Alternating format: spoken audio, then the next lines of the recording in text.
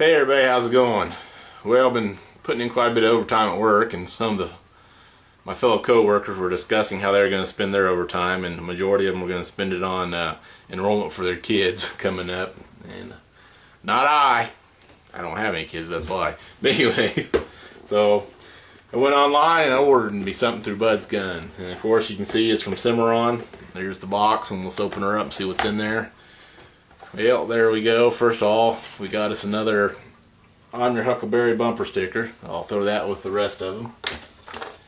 And then an NRA membership application, your owner's manual, who reads those, but we'll keep it. And then your warranty information. Oh, and one more thing. This stupid thing. Where's the trash can?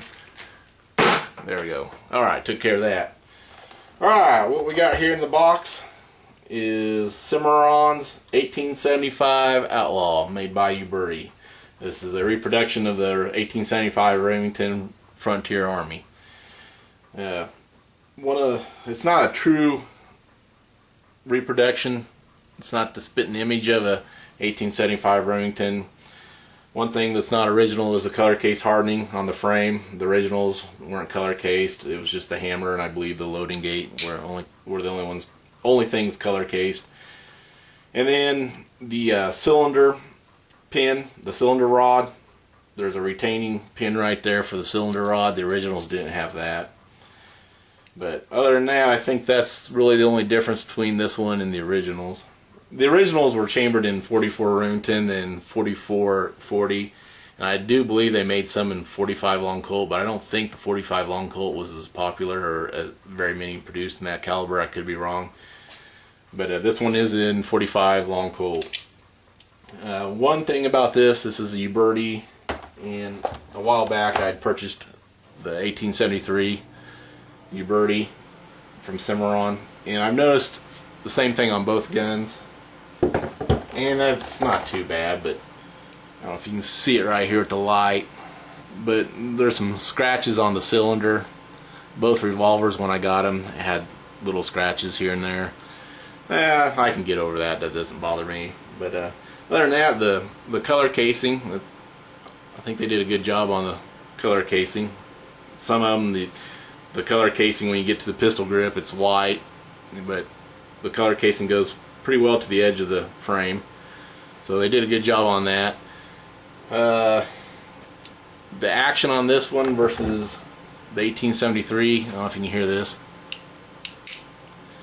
It's not a real loud click, click, click, click. And this one's really smooth. This one's not as smooth, but what I do like about this, she's a little louder on the clicks. I do like that. But that's another difference between the two Ubertis. Don't get me wrong, Uberti makes a good gun. I have not shot this yet. We're going to shoot it here later on.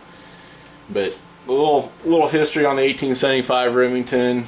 You know, they came out in 1875, right around 1875. The Peacemaker was already established, the Colt. The military was already snatching them up. They were popular with civilians. So by the time this revolver came out, it came out a day late and $1 short, in my opinion. Which, to be quite, in my opinion, if Remington would have been on the ball, this would have been as popular as the Peacemaker. If they would have came out before the Peacemaker, I think the Peacemaker would have been, you know, on the back burner and not as collectible as the Remingtons. But that's my opinion. And I think Remington really screwed up because, you know, they had their model 1858, and this is a reproduction of the 1858 New Army. In Remington, you know, they really had something with the backstrap. The old Colts didn't have the backstrap. The Remington came out with the backstrap, and it was a stronger revolver. And you know, all they had to do was really just refine this revolver for cartridges. I know they converted a bunch of them, but I think they just kind of put this on the back burner and sat on it, and they had something going, but they just really didn't do anything with it. That's my personal opinion. As far as contracts for the 1875 Remington, the government bought, I think it was around 600 and some. to be used by Indian police. Mexico bought some. Egypt put in an order for them, but I don't think they fulfilled Egypt's order because I believe Egypt was behind on paying for the Remington rolling blocks that they had purchased from Remington. But as far as research, that's the only really big contracts that I came up with for this revolver. And of course it was used in civilian hands, but then again it wasn't as popular as the 1873 Colt. But personally, I like this better than the 1873 Colt. That's my opinion because I love the grip. The grip fits me a lot better than it does the 1873 Colt. But that's just my opinion. You know, everybody's got opinions, and you know what they say about opinions. But other than that, so far I like the revolver. It's a reproduction of a piece of American history, so I think now we'll go outside and put some rounds through it. And remember, with these old reproductions, or the reproductions of these old firearms, you always gotta load 5. I know people don't like that, but they say load 5, put one in, skip one, load 4 for safety purposes. But being as we're going to be on the firing range, I'm not going to be carrying it. I'll probably just load her up with 6. So, alright, let's go bust some caps. Alright, I'm going to load it up with 6 rounds and fire it for the first time. So here we go. We got 6 rounds of 45 long Colt. You load it just like an 1873 Colt Peacemaker. Put her on half cock, open the loading gate, and start inserting your cartridges.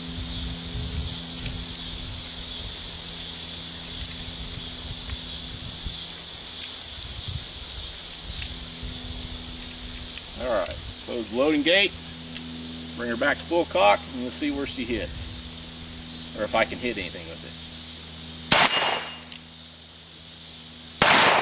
That's a miss.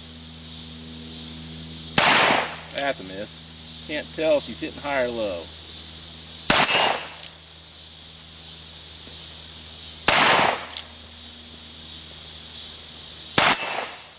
Shooting high.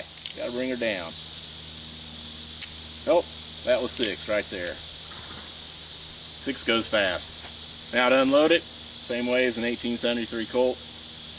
Put her on half cock, open your loading gate, start punching out your empties.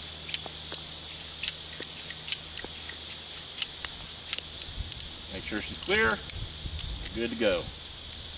And of course, you'll want to pick up your brass, because you'll want to reload those. Anyways, I like her, boys and girls. She's a nice reproduction of iconic American history.